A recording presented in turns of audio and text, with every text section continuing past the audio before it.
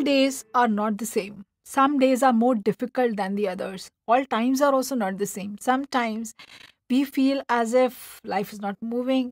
It is so difficult. Yes, so always remember when you're going through these times that sometimes we are tested not to unmask our weaknesses, but it is that time for us to discover our strengths. And good roads never make good drivers. Clear skies never make good pilots. So, yes, it is that time that our true, real, confident, and a better version of us is getting evolving. So, embrace those difficult times. You will be a better version once it is over. So, with that, we start with the voice disorders of the larynx. Now, the voice we know phonation has been a phenomenal development in humans, and it helps to convey our mood, our personality, our intent, our emotions. Yes, helps us to communicate with each other. And which part of the larynx is the one which is for phonation, for development of voice, for speaking?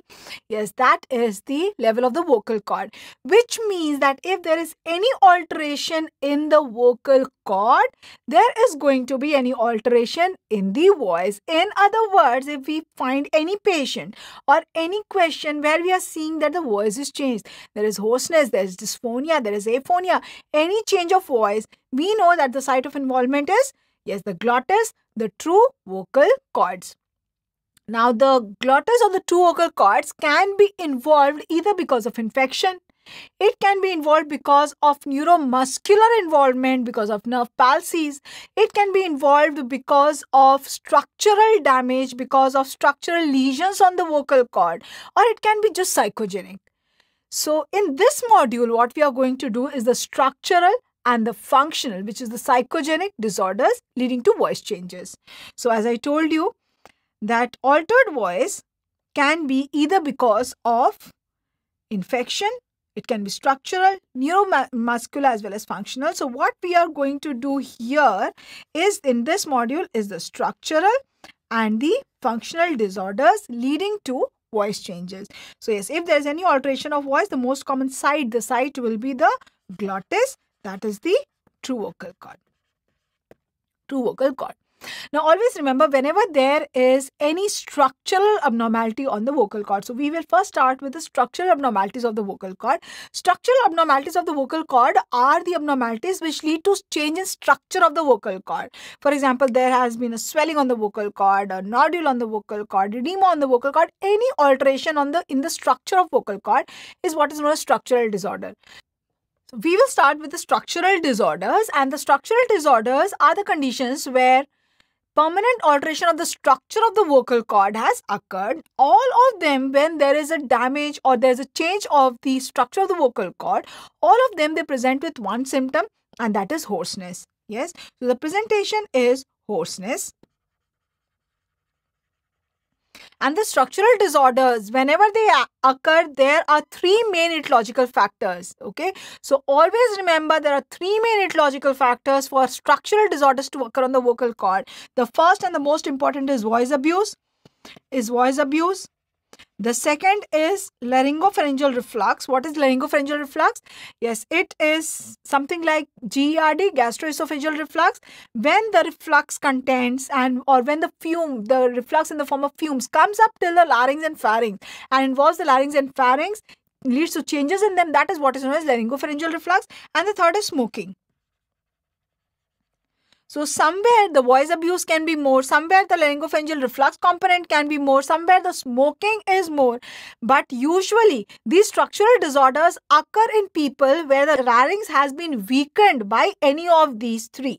For example, if there is any person who has a history of voice abuse, so the chances that the voice abuse will lead to structural disorders on the vocal cord will be more if he has additional weakening of the larynx, of the area of the vocal cord because of smoking or because of laryngopharyngeal reflux. So, have you understood that? Okay, so all the structural disorders will present with hoarseness. In all of them, the etiological factors are these three. Somewhere, one is more, somewhere two is more, somewhere three is more. And in all of them, the diagnosis, because the presentation is only one, that is hoarseness. Patient has come to with what? Complaint with hoarseness. Hoarseness that is not going. Yes, so now how will we diagnose which one it is? So the diagnosis is the appearance of the vocal cord that we see on endoscopy. So the diagnosis is by endoscopy, which means that you have to be very clear the what will be the endoscopic appearance of which condition. Whether just by seeing you should be able to find out whether this is a nodule, this is a polyp, this is edema, what condition this is. Yes. So the diagnosis, all of them is by laryngeal endoscopy. Laryngeal endoscopy.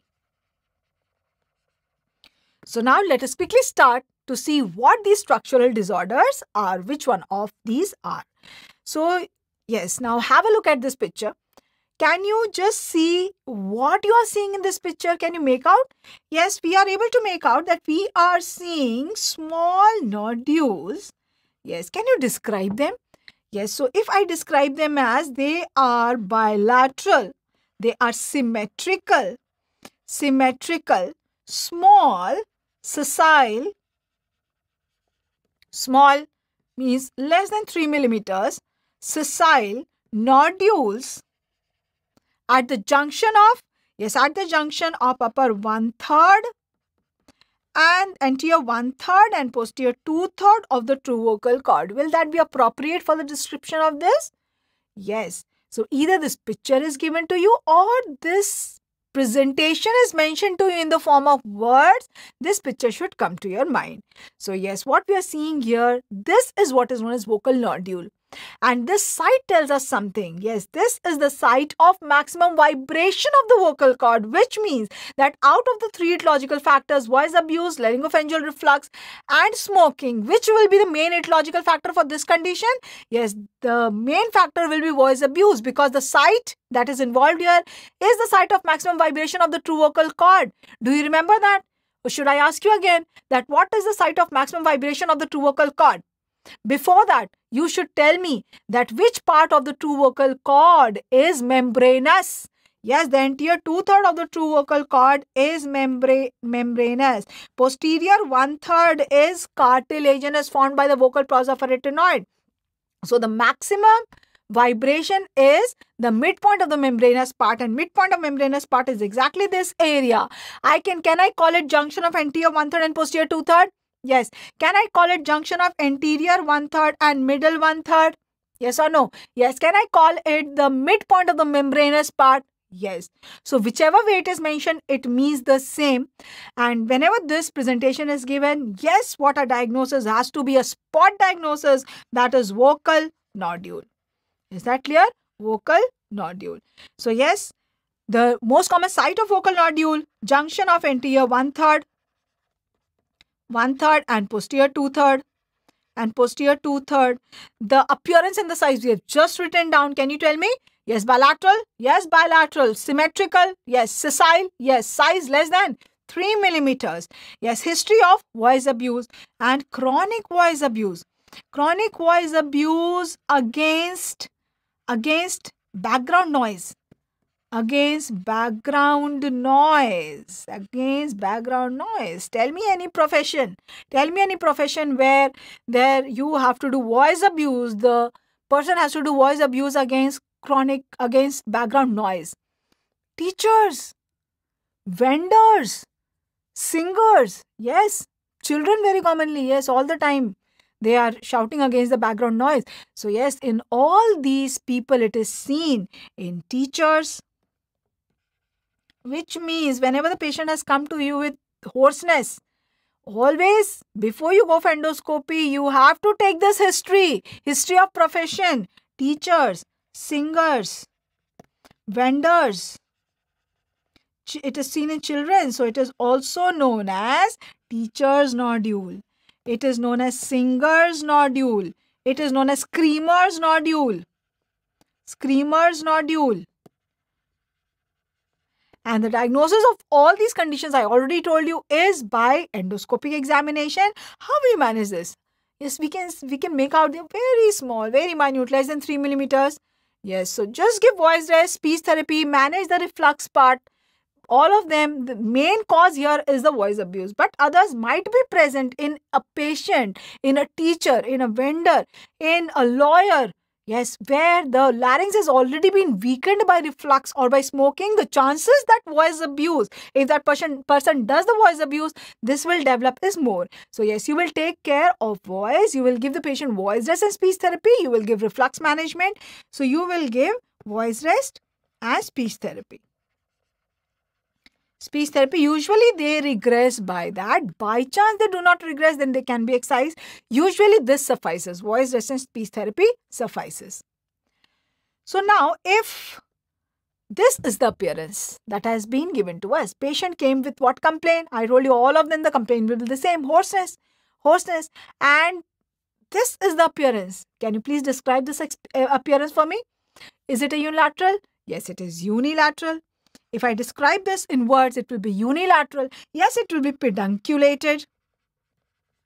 Pedunculated. Yes, it will be polypoidal. Polypoidal mass at the junction of, again, what we are seeing is it's the junction of anterior 1/3 and posterior 2/3. Again, the site of maximum vibration, which means maximum vibration of the vocal cord. Maximum vibration occurs during what? Voice. Whenever we are speaking. So this, again, the major cause of this will be voice abuse. So yes, this is polypoidal mass at the junction of anterior 1/3 and posterior 2/3. So yes, the cause will be voice abuse. And how is the voice abuse different from the previous one? How is this voice abuse different from a teacher's voice abuse, from a vendor's, from a singer's voice abuse? Yes, this voice abuse is a sudden episode of voice abuse in an unprepared larynx. Yes, like a fight, like a protest. Yes, so that leads to a sudden hemorrhage in the submucosal tissue of the true vocal cord, leading to this vocal presentation, and this is what is known as a vocal polyp. So this is the appearance of a vocal polyp. This again is a vocal polyp. Vocal polyp. And yes, the site is the same. We have written that junction of anterior 1/3 and posterior 2/3. Appearance also we have written, size is more than 3 millimeters. History is sudden voice abuse. Sudden voice abuse. Voice abuse. So it is seen in protest, following fight. Diagnosis, we know we have to examine the larynx. Presentation is same in all. It is hoarseness. So when we examine, and this is the presentation, or in the history is given that patient came with hoarseness and polypoidal mass was seen on the right vocal cord at the junction of anterior 1/3 and posterior 2/3. You have to know that this is vocal polyp. So either the diagnosis can be asked, or what can be asked is management. Do you think this huge polyp will regress by voice rest? No. So what we have to do? We have to excise it. So how do we excise it? It is excision by MLS. What is MLS? MLS is microlaryngeal surgery. Microlaryngeal surgery. Why it is known as micro? Yes, it's because it is done with the help of microscope. Yes, this is how we operate on the larynx whenever we operate. Why? Because these structures are so minute, and this view that you're seeing is a very magnified view. And when we are operating on the vocal cord, we want to be very precise, because we do not want to give scarring post-operatively so that the voice of the patient might completely change. These are, if these are patients who have a, maybe it is a person who has the voice as a profession. Yes, so we do not want to change that voice. So that is why we have to be very precise. We operate this under microscope. So it is known as MLS, or microscopic laryngeal surgery. And the position of the patient is so that the axis of the larynx comes with the axis of the mouth. We can see they are different, yes. So to bring the axis of the mouth in the line of the axis of the pharynx, we have to place the patient in this position. And what is this position? We have to extend his atlanto-occipital joint, and we have to do flexion at the neck joint or the cervicothoracic joint. So which means that we are not putting any pillow below the shoulder so that extension does not occur here. This is flexed. So there is extension extension at atlanto-occipital joint, and there is flexion at cervicothoracic joint, or you can call it a cervical joint or at neck.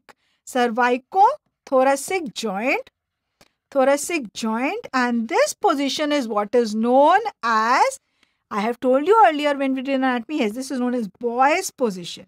This is also known as a Chevalier-Jackson position. This is also known as barking dog position. Barking dog. This is barking dog, or it is also known as sniffing the morning air. Yes, how do you sniff the morning air? Like that, yes? Morning, who wakes up in the morning, no? To sniff the morning air. Huh? Sniff the morning air. This is sniff the morning air. Morning air. So flexion at this and extension at atlanto-occipital joint. Can you tell me what's the difference in this position from the Rose's position? Rose's position is extension at atlanto-occipital as well as extension at the cervicothoracic. So we were placing a roll here also, a pillow here also, so that the larynx becomes higher than this area, right?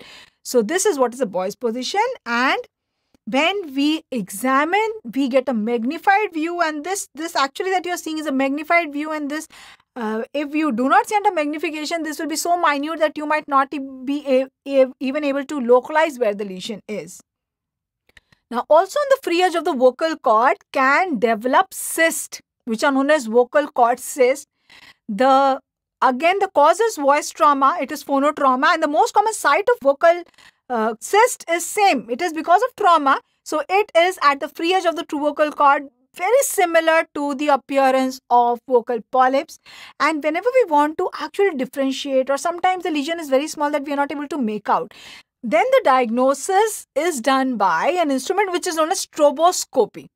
What a stroboscopy is, that this can be attached either to the flexible or to the rigid endoscope, and flashes of light are given on the vocal cord.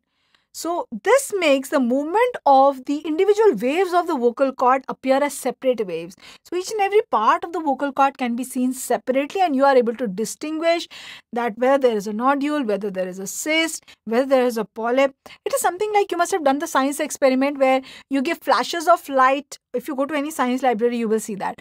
Yes, flashes of light on the fan. So when you give flashes of light on the fan which rotates, and you're not able to see the three wings of the fan separately, that you will be able to see rotating as separate wings you will see. Yes, so it is something like that. So vocal cord cyst, the cause again is phonotrauma, voice trauma. Phonotrauma, and the site is the free edge of the vocal cord. Edge of vocal cord, and again the management is excision by MLS. So let us quickly see, when we see on stroboscopy examination, how the vocal cord waves appear. So yes, that is to see the vocal cord's waves as individual waves, to appreciate each and every part of the vocal cord distinctly. Let us now see how the vocal cords appear on stroboscopy. Here the patient is sitting in front of you. That is why you are having a look like this. So we can see the vocal cords, and please see that each and every mucosal wave of the vocal cord is appearing so clearly. We will be able to make out even small lesions on the vocal cord. Also notice that when the patient is speaking here, the vocal cords are first short, they are relaxed, and then they go on increasing, lengthening in size. So can you make out what is happening? Yes, the patient is first speaking in a low pitch voice where the vocal cords are relaxed, and then he is increasing the pitch, so the vocal cords are lengthening in size. So this will be able to differentiate a vocal nodule, a vocal cyst, or any small lesion on the vocal cord. So the structural disorders that we have seen till now, be it a vocal nodule, be it a vocal polyp or a vocal cyst, they are usually occurring at the same site, the site of maximum vibration, because they are occurring because of voice abuse. Yes. So does voice abuse affect only the junction of anterior 1/3 and the posterior 2/3? Does the voice abuse usually only affect the anterior part of the larynx? Does the voice abuse not affect the posterior part at all? It can affect. When there is a very severe voice abuse, like people, they clear their throat, they do hawking. You must have heard some people, how they clear the throat, the whole voice vibrates in the house. Yes, it is. They clear the throat repeatedly, and they have a habit of voice abuse also. So in them, what happens is that repeated slamming of the vocal process of arytenoid, that's the cartilaginous part, it occurs. And in them, there can be changes that can be seen in the posterior part of the vocal cord also, in the posterior part of the glottis also. Yes, so just see this appearance. Can you first make out where this is the anterior part or the posterior part? Which means that if I give you the DD, this as a vocal nodule, will you think of this as a vocal nodule? Yes or no? No, we know that there are certain conditions which affect the anterior part, vocal nodule, polyp, all of them affect the anterior part. Is this the anterior part? That is why I told you earlier also when we did anatomy is, whenever you are seeing any lesion, first see which is the anterior part, which is the posterior part. How do we do that? Yes, we see the anterior commissure. So where the two vocal cords are meeting, that is the anterior commissure. So this will be the anterior part, which means that the lesion that we are seeing is in which part? Posterior part, which means nodule and polyp is anyway. It is the nodule, definitely it cannot be nodule. Polyp is excluded. This cannot be a polyp. Yes. So what is this? Yes, this is the granulomatous appearance at the level of the vocal process of arytenoid. So this is what is known as arytenoid granuloma. Arytenoid granuloma. And yes, it can be because of voice abuse.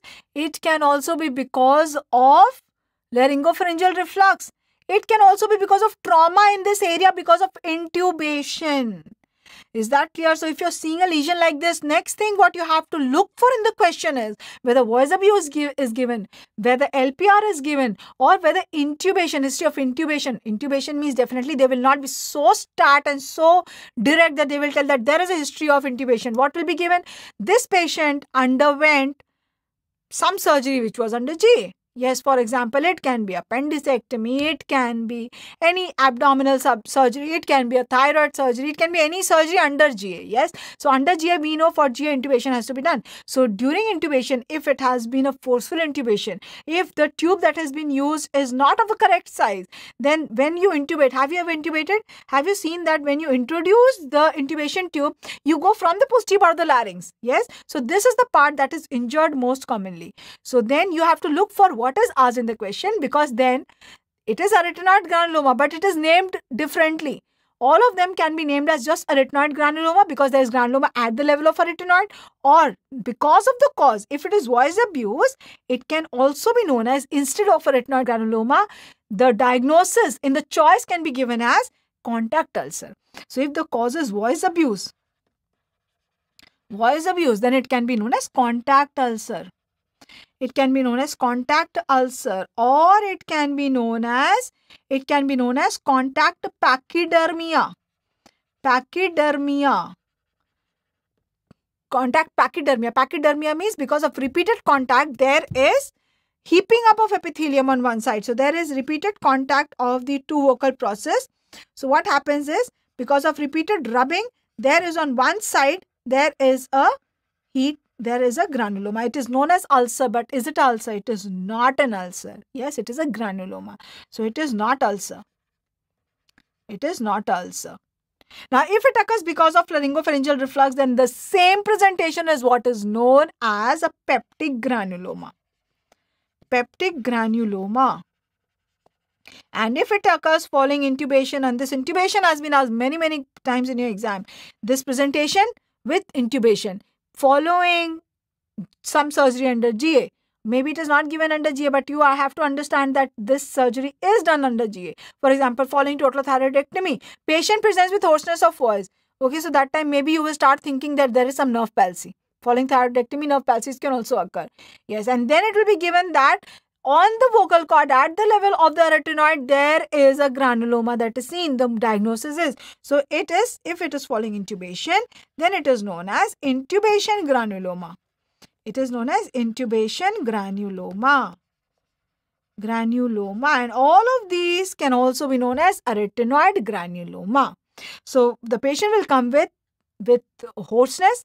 Yes, whenever the patient comes with hoarseness, we know that we are going to take the history of voice abuse, we are going to take the history of LPR, we are going to take the history of smoking, we are going to take the history of any intubation. And then you examine the larynx, you see this picture. When you see this picture, even if you have not taken the history of intubation, then take the history of intubation. And now comes to management. So how will you manage this patient?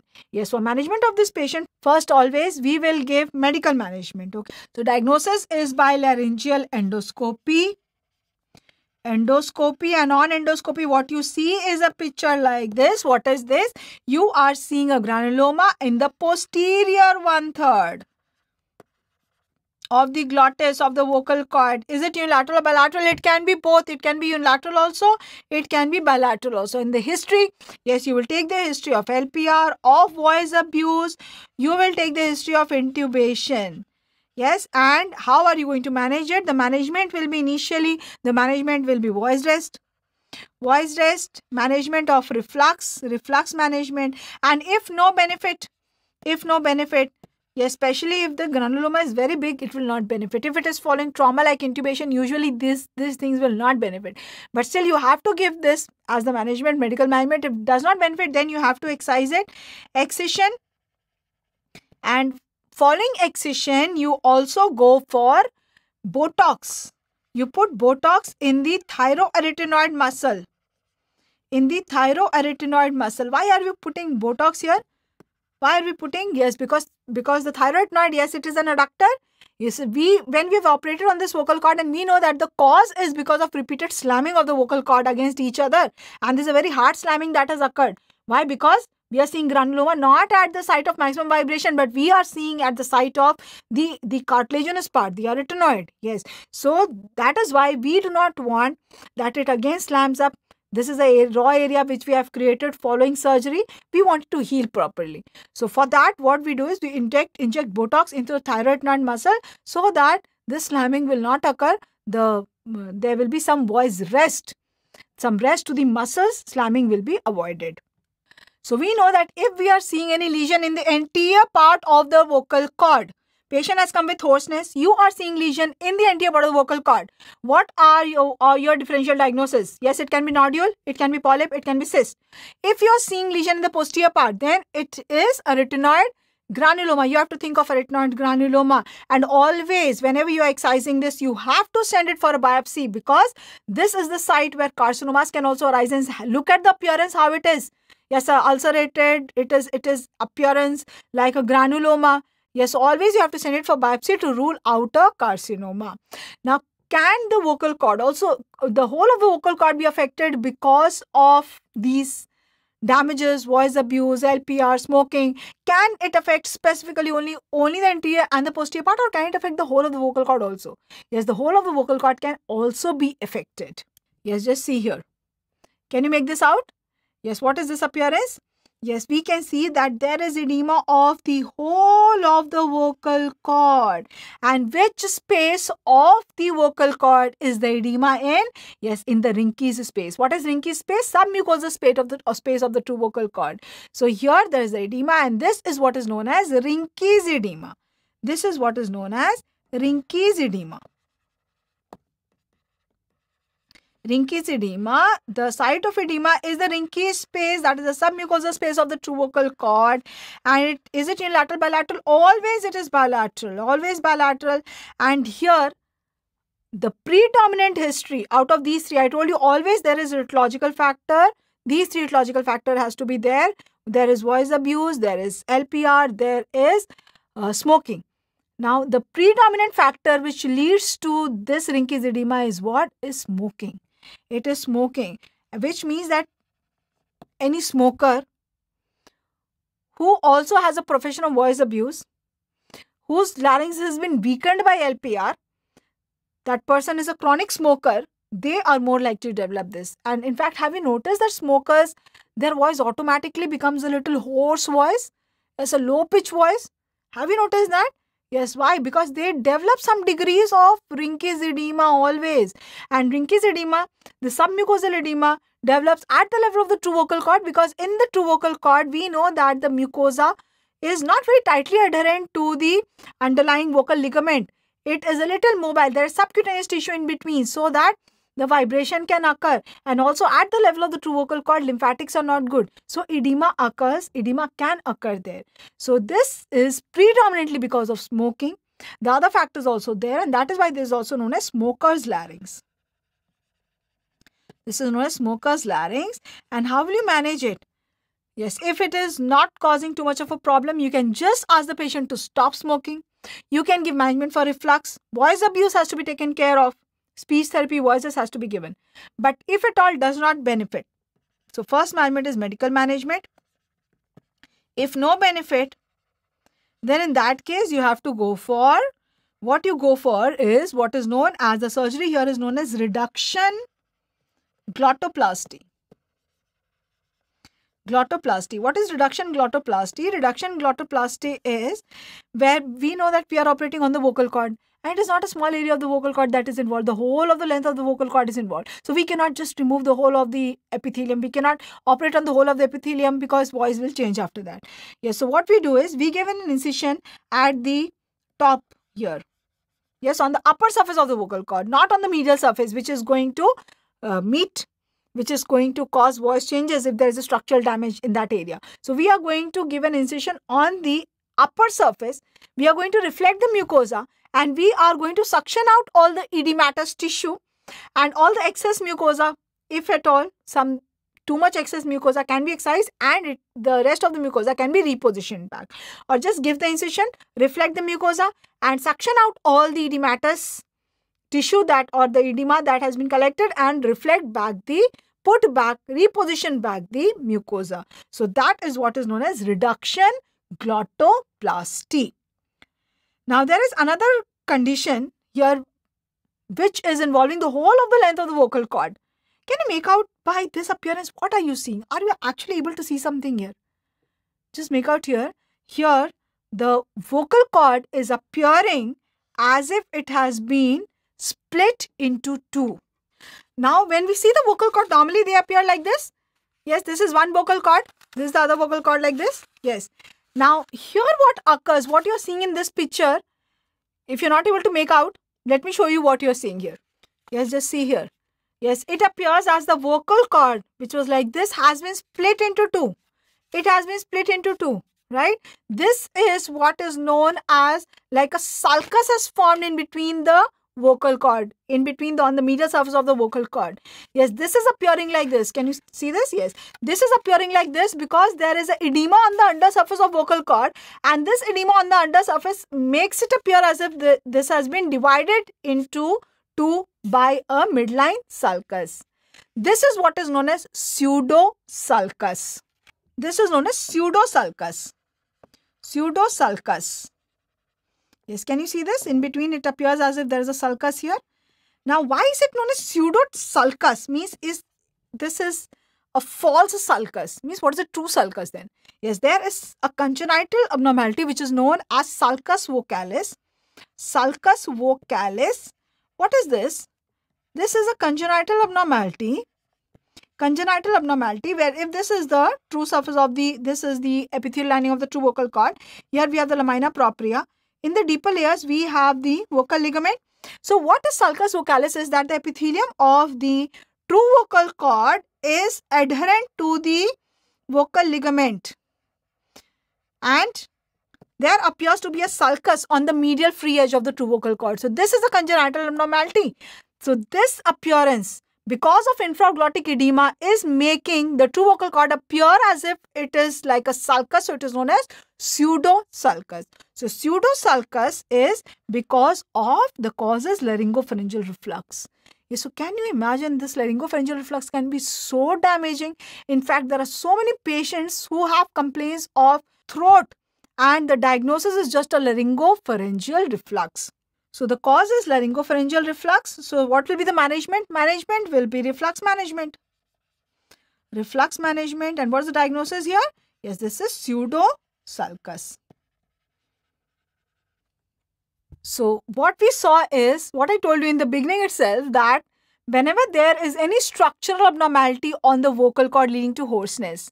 Yes, the predominant predisposing factor is three. Which three? Yes, either voice abuse or laryngopharyngeal reflux or smoking.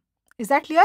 Yes, so if it is at the site of maximum vibration, yes. Can you tell me? Quickly tell me. Yes, the predominant cause of this is what? Yes, voice abuse. And what's the diagnosis? What diagnosis have you made? Bilateral symmetrical. Yes, vocal nodule management.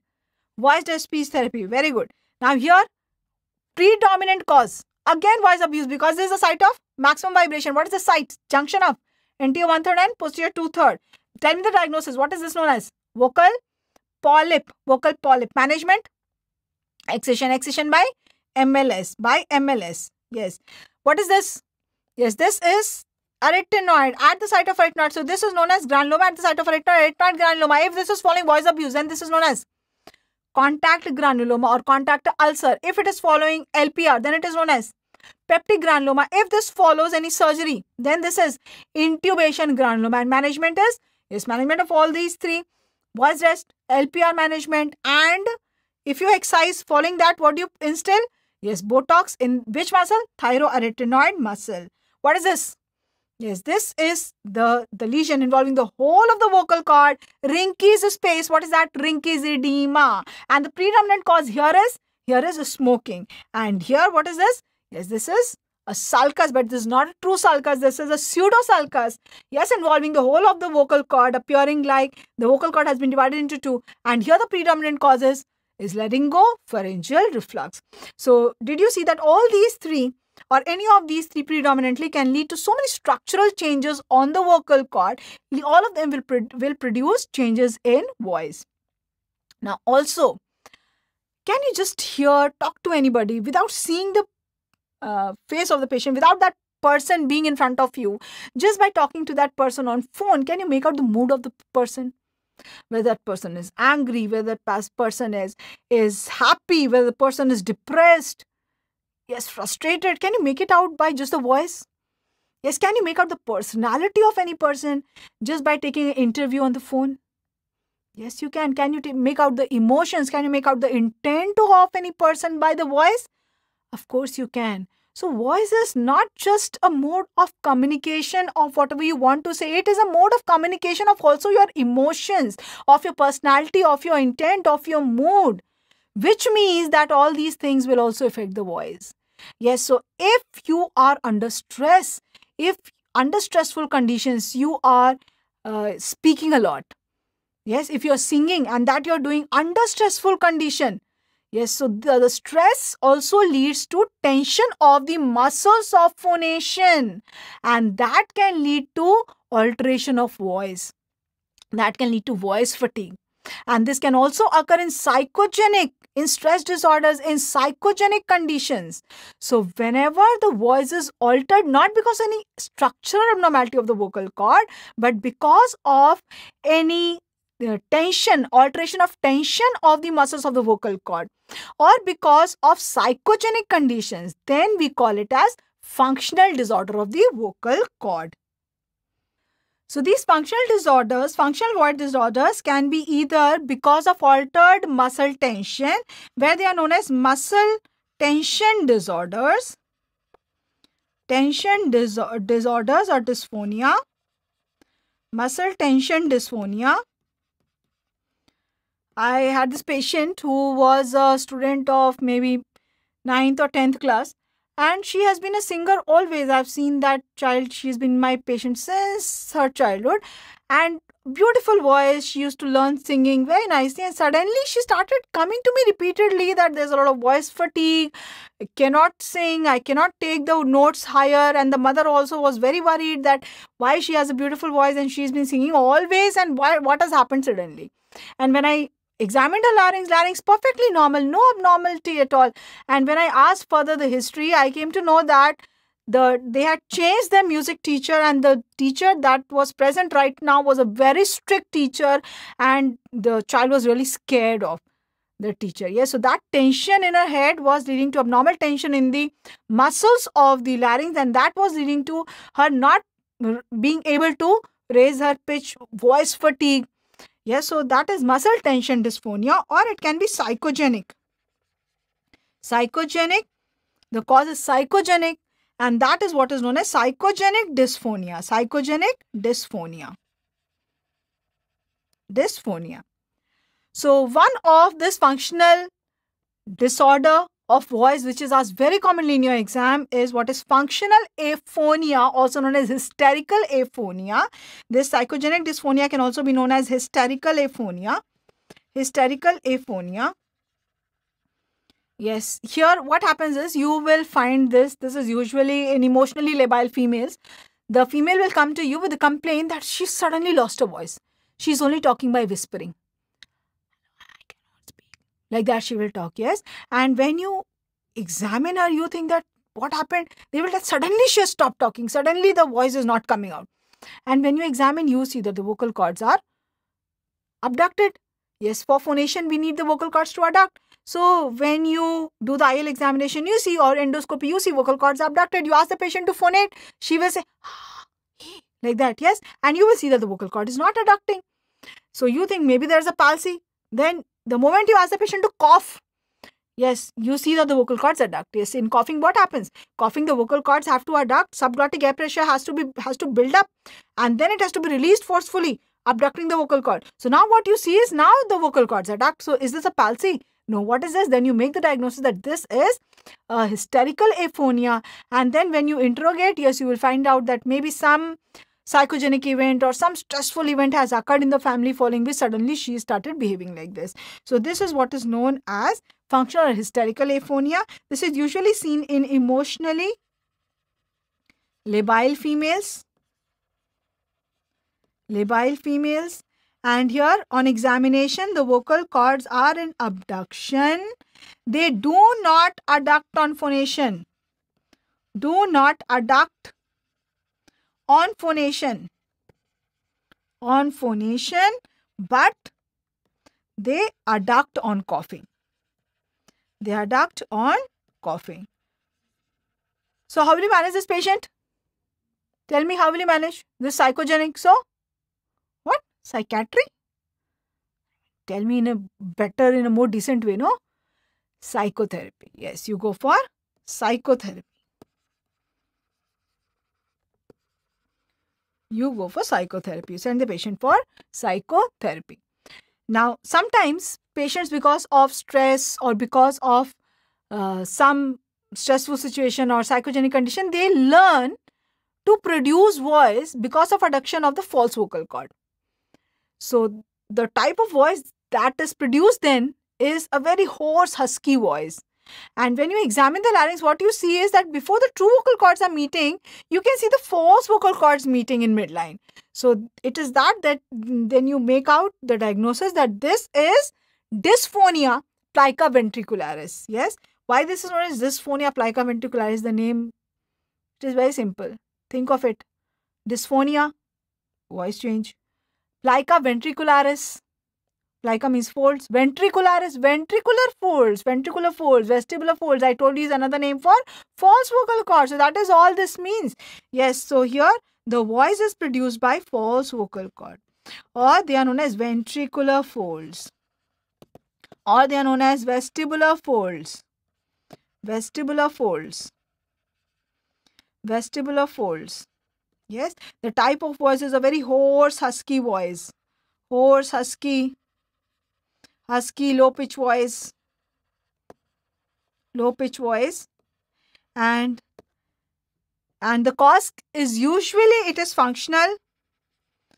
Now also sometimes when the true vocal cord actually is not functioning because of any palsy or something, so in that case also there is a reflex, a mechanism where instead of the false vocal cord, the true vocal cords, the person learns how to adduct the false vocal cords instead of the true vocal cords to produce some voice. So it can also be because of organic cause where the true vocal cord is not meeting in midline. There the false vocal cord is doing the function of the true vocal cord. So it can be functional, it can also be organic, but usually it is functional. And the management of this patient will be speech therapy. Speech therapy. So you will have to again teach the patient again how to speak properly using the true vocal cords. If it is following any organic condition, then you have to treat the organic condition. So what we saw till now here in the functional disorders is that it can occur in emotionally labile females, that is a psychogenic hysterical disorder. What is the presentation? You know that more common in females. How do you confirm that this is a psychogenic? Yes. Will the vocal cords adduct on phonation? No. On coughing? Yes. Now, sometimes patient learns to use his false vocal cord to produce voice. What is that known as? Dysphonia plica ventricularis. Now, one condition that we see in males, pubertal males. Usually, what happens at puberty? How is a child's voice? Be it a male or a female, what is the voice of a child? Yes, it is a high-pitched voice. High-pitched voice, yes. So, if a child is speaking to you on phone, you will not come to know whether it's a male or a female. All of them have the same voice. It is a high-pitched voice. But at puberty, what happens? Yes, at puberty, the males get a low-pitched voice. Why does that occur? Why do males get a low-pitched voice? Yes, now just understand this. Yes, what happens is, at puberty, the larynx grows. Okay. So, the larynx of the male has grown. But the vocal cords, they grow much more than the anteroposterior diameter of the larynx has grown, which means that the vocal cord has grown much more. The length of the vocal cord increases more than the anteroposterior diameter of the larynx. So now what happens? In this much of larynx, we have now a lengthier vocal cord. So ultimately, what will it lead to? It will lead to the vocal cord being a little relaxed. Are you seeing? The vocal cord being, it is not so much relaxed, but yes, a little relaxed, a little loose, a little relaxed. So if any string is relaxed, what is the voice that is produced? Low pitch. If the same string is tightened, what is the voice that is produced? High pitch. Yes, so that is why. So because of loosening of the vocal cord, or you can say because of relaxation of the vocal cord, relaxation of the vocal cord, the voice that is produced is a low pitch voice. Low pitch voice. Okay. So now if this fails to occur at puberty and the vocal cords remain stretched, then this boy after puberty also will continue to have a high pitched female voice. That is what we call as puberophonia. So that is what is known as puberophonia. Also it is known as mutational falsetto. Mutational falsetto. It is seen in pubertal males. And the cause is abnormal stretching of the vocal cord, abnormal increased tension of the vocal cord. Tension of vocal cord, and this is usually seen in pubertal males who are introvert. So there is some functional component there. Yes, pubertal males who are usually introvert. And how do you manage this patient? How do you manage this? Yes, this gives the patient is already introvert, and this gives a lot of underconfidence to the patient. Whenever he is talking on phone, he is most of the time he is misunderstood as a female. So that is very embarrassing for the person. And how do you manage this? Yes, this can be managed by what has happened here. The vocal cords are abnormally stretched. What we want to do to give a low pitch voice, we want to relax the vocal cord. So what we do here is we do a test where we press the larynx, we press the thyroid posteriorly and downwards. Can you see my voice is changed? Yes. Yes. So when you relax the vocal cord by this, the voice becomes a low pitch voice because of the relaxation of the vocal cord. So this test is what is known as Gutzman pressure test. Gutzman pressure test. So if the Gutzman pressure test is positive, then you can go ahead with the surgery where you relax the vocal cord, and that is type 3 thyroplasty. Type 3 thyroplasty. What exactly we are doing in type 3 thyroplasty? When we do thyroplasty in vocal cord palsy, you will see there. But here also I am telling you something about it. Type 3 thyroplasty is you are relaxing the vocal cord, or you can say you are shortening the vocal cord. Now please understand this, okay? Don't misunderstand this. Shortening of vocal cord, you are not cutting the vocal cord short here. What you are doing is you are compressing the larynx anteroposteriorly in the surgery. You are compressing the larynx anteroposteriorly so that the vocal cords which are present inside get relaxed. So ultimately they are shortened. No, if they are relaxed, they are shortened. But you are not cutting the vocal cord. You're not cutting the length of the vocal cord. Is that clear? So this is known as shortening of vocal cord, but we're not cutting it short. What we are doing is we are relaxing the vocal cord. That will produce a low pitch voice. So we do the Gutsman pressure test, a very, very commonly asked question of your exam. Type 3 thyroplasty is done for which condition? For puberophonia. Again, a very, very commonly asked question of your exam. Now, under stressful conditions, if you are speaking, if you are doing voice abuse, then that can lead to voice fatigue. And that voice fatigue is what is known as phonesthesia. Phonesthesia means weakness of muscles of voice, muscles of the vocal cord. And this is precipitated by voice abuse, usually under stressful conditions, voice abuse. And there are different types depending upon the types of muscles that are involved here. The muscles that get fatigued here, this is voice fatigue.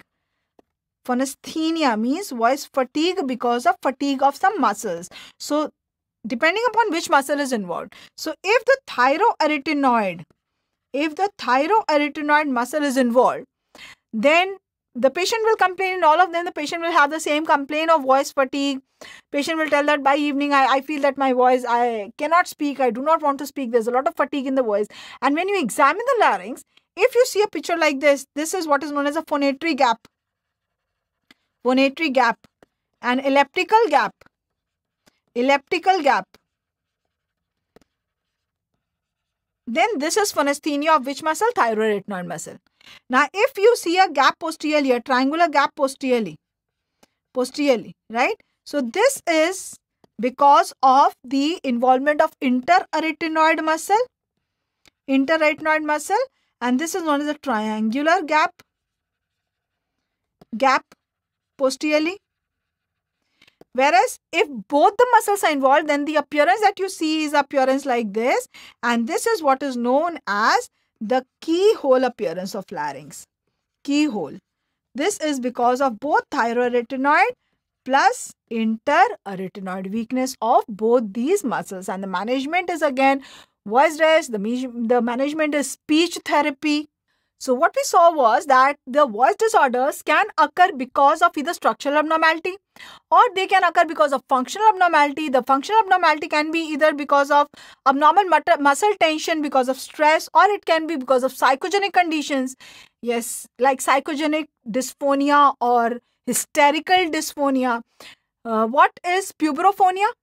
Yes, puberophonia is a functional disorder where the males at puberty continue to have a stretched vocal cord. How do you diagnose it? Which test? Gutsman pressure test. How do you manage it? Yes, we manage it by type 3 thyroplasty. A keyhole appearance of the larynx will be seen in, keyhole is seen in phonesthesia of which muscles? Both thyroarytenoid as well as interarytenoid.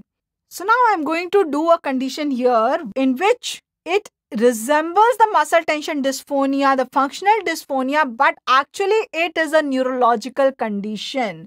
And that is again a question of your exam, and that is what is known as spasmodic dysphonia. The name tells it all. Spasmodic dysphonia means that the muscles of phonation are going to spasms, and that is leading to dysphonia. So spasmodic dysphonia. The cause is it is a neurological condition. Neurological condition. And here, because it is a neurological condition, it will not specifically be isolated to only the muscles of the larynx. The other dystonias also can be seen here. Here, oromandibular dystonias. Oromandibular dystonias can be seen. Blepharospasms can be seen. And a method of differentiating this condition from the muscle tension dysphonia is whenever there is altered muscle tension, then whether the patient is singing, whether the patient is laughing, whether the patient is speaking, the tension is there always. Yes, so the complaints of voice fatigue, complaints of the voice not being able to use the voice properly, all that will be present continuously. Whereas in this condition, in this neurological condition, the spasm occurs only during phonation. It occurs only during phonation, And during vegetative activities like laughing, like singing, it is not present. The spasms are not present. So this is the spasm occurs only during phonation. During phonation, not during laughing, during singing. The spasm will never occur during respiration, so there will be no respiratory abnormality. Only there is spasm during phonation. So they are dysphonias caused by spasm. So they are known as spasmodic dysphonia. Now they are of three types. The one first is adductor dysphonia. Adductor dysphonia. This is most commonly seen. Here what happens is that when the vocal cords adduct, when they meet in midline, suddenly the muscle is going to spasm. So now what will happen if the muscles will go into spasm during adduction? Now when the subglottic air pressure is released, vibrating the vocal cord, now because it is in spasm, the muscle is in spasm, they will not be able to vibrate effectively. So now the voice that will be produced will be a very scratchy, it will be a very creaky voice, croaky voice. It will be a scratchy like kee, like that, yes? It will be a strangulated voice, as if so much of difficulty is being produced to produce the voice. Scratchy, strangulated, croaky voice. The second is abductor dysphonia. Now, what is abductor dysphonia? Abductor dysphonia means the vocal cord will go under spasm when in abduction. When the vocal cord is in abduction and the patient is trying to speak, the vocal cord is in abduction and the muscle has gone into spasm. So now what will happen? The vocal cords will not be able to adduct. So now there will be leakage of air when the patient is breathing. So now the voice will be a breathy voice. So here it will be a breathy voice. The most common is the adductor dysphonia. It can also be mixed. The third variety is mixed variety. And how do you manage this? Whether it is adductor or whether it is abductor, what is happening here is spasm is occurring. Whenever there are muscle spasm, what do we give? We give Botox. Yes, so the management here is Botox. We give Botox. Botox. But in adductor dysphonia, we give Botox in the thyroarytenoid muscle. And in abductor dysphonia,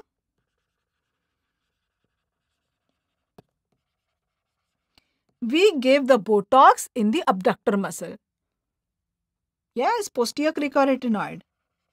Posterior cricoarytenoid. Yes, so that is what we needed to know. Whenever there is structural abnormality, I hope you understood all the structural abnormalities. There are alteration of the structure because of three main etiological factors where one usually predominates.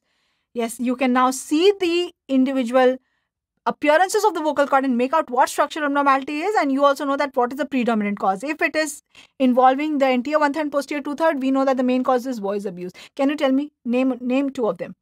Yes, vocal nodule and vocal polyp. If it is involving the posterior part, yes, the vocal process of arytenoid, that is arytenoid granuloma. Can it occur following trauma, following intubation? Yes, that is known as intubation granuloma. Okay, can it involve the whole of the vocal cord? Yes, which conditions? Yes, either predominant, there is smoking. What is that? Rinke's edema. Or the vocal cords might appear split as two. What is that known as? Yes, that is known as pseudosulcus. There the predominant cause is laryngopharyngeal reflux. And the vocal cord abnormalities, the voice abnormalities can also occur because of muscle tensions, and that can be either because of, stressful events, because of stress in the mind, that also alters the tension of the vocal muscles, or it can be psychogenic. Yes, psychogenic condition that is seen very commonly in females, emotionally labile females, name it. Psychogenic dysphonia. Yes, when any pubertal male continues to have a stretched vocal cord, a high-pitched voice, what is that known as? Mutational falsetto, also known as pubrophonia. What's the management of pubrophonia? Type 3 thyroplasty. What's the management of hysterical aphonia? Psychotherapy. What's the management of pseudosulcus? Pseudosulcus? Yes, pseudosulcus is LPR. So yes, reflux management. Yes, is spasmodic dysphonia functional disorder? No, it is neurological disorder. What is more common, adductor or abductor dysphonia? Adductor. In your exam has been asked that a patient presents with a scratchy, croaky voice. Yes. And she was diagnosed as spasmodic dysphonia. So which of the following is the spasmodic dysphonia? Which one is the type? Which is the type? Adductor. In abductor, what is the voice? So we have to know that in which dysphonia, what will be the type of voice. Breathy voice will be seen in abductor dysphonia. Botox is put in which group of muscle in abductor dysphonia? Posterior cricoarytenoid. In adductor dysphonia? In thyroarytenoid. Keyhole appearance of the larynx is seen in keyhole. Keyhole is thyroarytenoid as well as interarytenoid. In dysphonia, plica ventricularis. Voice is produced by which vocal cords? By false vocal cords. Yes, wonderful. So that is what you need to know in the voice disorders.